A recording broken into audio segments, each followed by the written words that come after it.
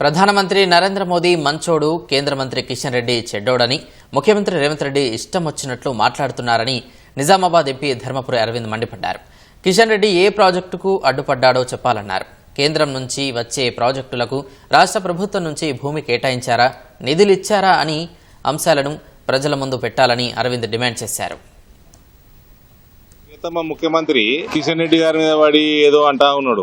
మోడీ గారు మంచోడట, కిషన్ రెడ్డి గారు చెడ్డోడట, కిషన్ రెడ్డి గారు దేనికో అడ్డం పడ్డాడట. దేనికి అడ్డం పడ్డాడు చెప్పు. నువ్వు ప్రధానమంత్రి గారు కలిసి వచ్చినావు కదా, నీ ఆఫీసర్లు నాకు అప్పచెప్పు. కిషన్ అన్న ఎంబడ పెట్టుకుందాము, నేను తీసుకొని పోతా. ఏ ప్రాజెక్ట్ ఎట్లా అడ్డం పడ్డాడో చూస్తా. నువ్వు నీ ప్రాజెక్టులకి నువ్వు ఇవ్వాల్సిన ల్యాండ్ ఇస్తున్నావా సక్రమంగా, రాష్ట్ర ప్రభుత్వం నుంచి చేయాల్సిన ఫార్మాలిటీస్ ఏమని అన్ని చేస్తున్నావా, అవన్నీ చేయంగా నరేంద్ర మోడీ గారు ఏమి ఇస్తలేరు, కిషన్ రెడ్డి గారు ఏం అడ్డం పడ్డారు చూద్దాము. తేల్చేస్తే అయిపోతుంది కదా, ప్రజల ముందర స్పష్టంగా పెట్టేద్దాము. ఊరికే సొలు పురాణం ఎందుకండి. రేవంత్ రెడ్డి గారు కిషన్ రెడ్డి గారి కంటే ఈయన చిన్నోడు, ఈయన ముఖ్యమంత్రి అయిపోయిందనే ఆయన అంటుందట. నేనైతే నీకంటే చిన్నోని కదా రేవంత్.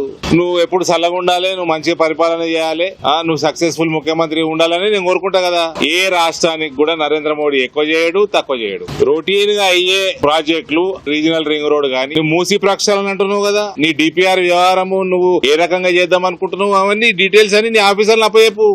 తప్పుల తాడుకుంటది చూడకంటే ముందే చెప్తున్నా. పనికి మళ్ళీ రాజకీయం చేసుడు ఇవన్నీ చేసుకుంటా ప్రజల్ని మభ్యపెట్టుడు తప్ప ఏమీ లేదు. నువ్వు చేసిన వాగ్దానాలు ఏమైనాయి?